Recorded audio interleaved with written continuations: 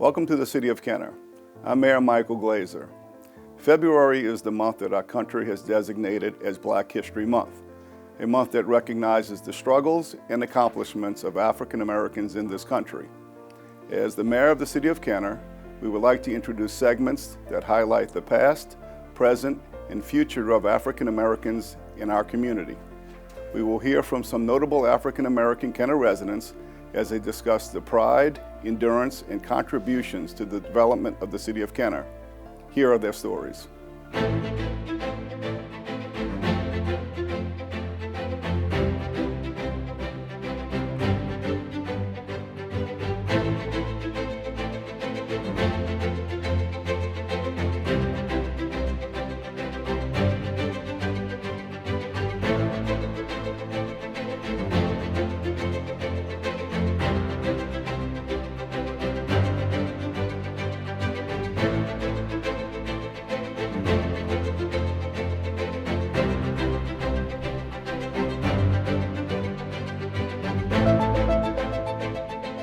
In the year of 1928, the first Davin television was sold for $75.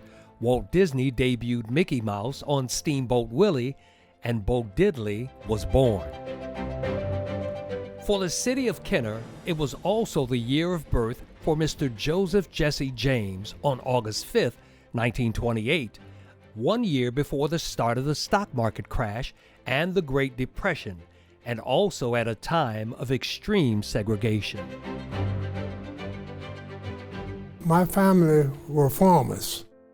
They were the most prolific farmers in this area during that time. Joe James, as he is called and known by in the community, was born to the late Reverend Simon Jesse James and Lucille Johnson James. His grandfather was born before the Civil War, and his father was born in 1900.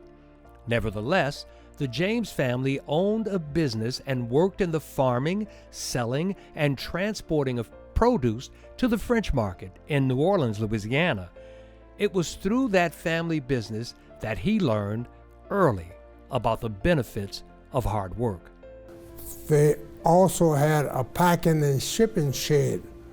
As farmers, as they gathered their produce from the fields, they would take it to the packing and shipping shed, clean and I would say gather or bunch whatever vegetation they had that required bunching, and they would clean it, pack it, and ship it right from that shipping shed. I went to elementary school. All of my formal education started here in the City of Kenner. His parents wanted him to pursue a life that would be easier and far more rewarding. They insisted on him having a sound educational foundation. Thus, Joseph J. James began his formal education by attending the Colored Elementary School. The school was located on the Jefferson Highway at Providence, between Providence and Bengal Road. But we said right at Providence. It faced the highway at that time, because during that day and time it was only one stripe as a highway. And that was the high school part, and the elementary school was maybe nearly a block away, right next to the levee, in a small building that they called the Society Building. That's where the elementary school was, and that's where I started off my education. First, second, and third grade, you had everybody. We had so many at times in the small classroom that we had students even sitting in the windows on some days, because you didn't have seats enough for them to sit in. He later graduated from the Kenner Colored High School on May 28, 1946, where Mr. Joseph C. Carroll, Jr. served as principal. The Kenner Colored High School was located in the same general area as the elementary school until 1934. The school was moved from that location to its present location on Clay Street. And that's where I finished high school, from Kenner Colored High School.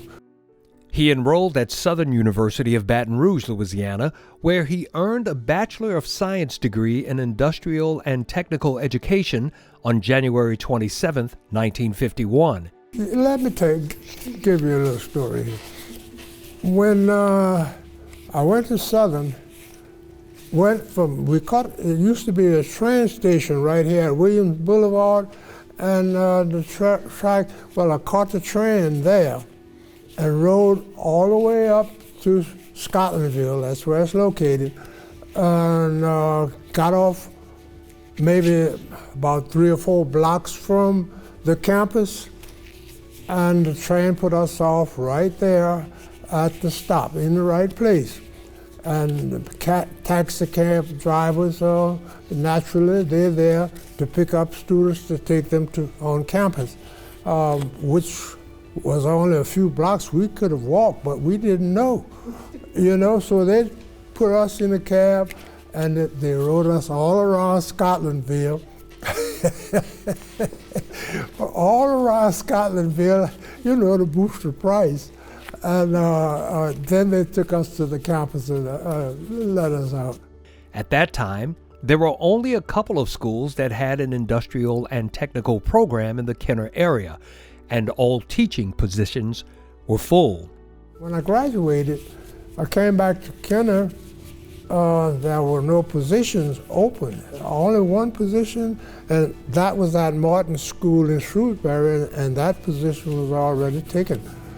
And they wanted to send me to North Louisiana. Well, I'm a South Louisiana boy, so I didn't want to go to North Louisiana away from home, and I had never been away from home other than going to Southern. Faced with the option of relocating to North Louisiana to seek a job in his field, he opted to return to Southern and receive a certification in upper elementary education. I came back to Kenner, and I got a job teaching 6th through 8th grade at that particular time, and I did that for quite some time. After graduating from school, Mr. James married the late Ethel Herx, and 4 children were born, namely the late Dr. Adrian J. James, Kenneth L. James, Constance L. James, and Dana E. James, deceased in infancy. They relocated to the Lincoln Manor subdivision, where in the late 50s and early 60s, many new homes were being built, and the population of preschool and school-aged children started to increase. This created a need for a new elementary school. A new challenge and very rewarding opportunity was afforded to Mr. James, as he became the first principal of the newly constructed Granville T. Woods Elementary School. I would discipline, If they didn't need it, I would praise them. I would do whatever I could. As principal, he had the task of supporting a group of committed and student-focused staff members. He was known as a strong disciplinarian. He believed that the students had to display good manners and show respect to their classmates and their teachers, or they would have to make a trip to his office. I would see a kid doing something wrong, he doesn't know I'm behind him or whatever, and I had a pretty good plucking finger. Boom! I would pluck him, I would certainly get his attention, but yes, that finger, I can't even grow a nail on that finger now. Many of them will see me pass by the house and they'll see me out and they want to talk, and we'll talk about those days when I had to discipline them or what I did as a principal that still stick with them today, and some of the good things they did learn. He served in the position of principal from 1966 to 1970 and while there, he was able to add a special education curriculum to the school program. I only had, I think it was grade 1 through 8, but they didn't have special ed, and I immediately saw the need for special ed students as well, because everybody couldn't, do the same thing. And I found out that for the kids who were at the upper level, we had no provision for them, and the kids at the lower level, we had no provision for them. So we had special ed added at the bottom, and we had classes added for the children at the top of the level. In 1970, Mr. James was transferred to the Jefferson Parish School Board's central office to become an elementary consultant. I would go from school to school. At that time the schools were all segregated, but I would go from school to school, checking on the principal and the teachers to make sure that they were following the curriculum as designated or designed by the state and enforced in the schools in the parish, the various parishes. Being that I'm black and most of the people I had to deal with were white, and I had naturally a lot of pushback. And some of them were very nice, and some were, just the opposite. But we got along fine, because I was in charge, okay? I can recall several instances where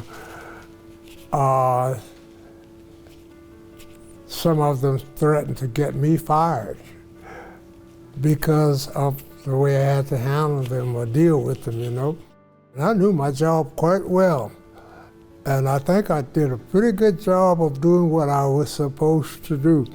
I would see things and go back to them and try and let them know what was going on, or I would have to go through the files, their cabinets, files in their office and spot check their records and whatnot, and they didn't like that. A lot of times they didn't like that. And some of them say, well, going to have you fired, or they didn't want to cooperate and whatnot. When you got a job to do, you don't let nobody get in your way to do your job. If you're doing your job the way it's supposed to be done, and you have the authority to do it, and they know you have that authority, but they still want to, buck what you were doing. So those are some of the things I had to deal with. In 1982, Mr. James completed his tenure with the Jefferson Parish school system. Although the word retirement had a great sound, Mr. James was not ready to just sit back and relax. He accepted the position of First Director of Community Development for the City of Kenner. After retiring from the Jefferson Parish school system, I began working for the City of Kenner. At that particular time, I think it was Joe Yenny was the mayor of the City of Kenner. He directed a housing renovation program and the revitalization of the community's infrastructure by repairing streets and upgrading drainage. Mr. James served as the City of Kenner's first minority affairs officer and mayor's assistant. He represented the mayor's office at various events, presenting keys and proclamations, and served as a hearing officer to help resolve employment issues. He served in the administration of Mayors Joe Yenny, Aaron Broussard, Louis Conjemi, and Edmund Munez. Upon joining the mayor's office, Mr. James determined that the City of Kenner did not have an official flag. So, he set in motion an elementary school flag design contest. At the end of the contest, a drawing was selected, fine-tuned, and adopted by the City Council as the official flag for the City of Kenner. The City of Kenner did not have its own flag. When I say its own flag, I mean the city flag, not the United States flag. Okay, the city did not have that, so I put on the contest, and in the schools here in the city of Kenner, and for the design, that's to design a flag for the city of Kenner, and which the kids from the various schools in the city of Kenner, they participated, they designed, and they sent in their design. And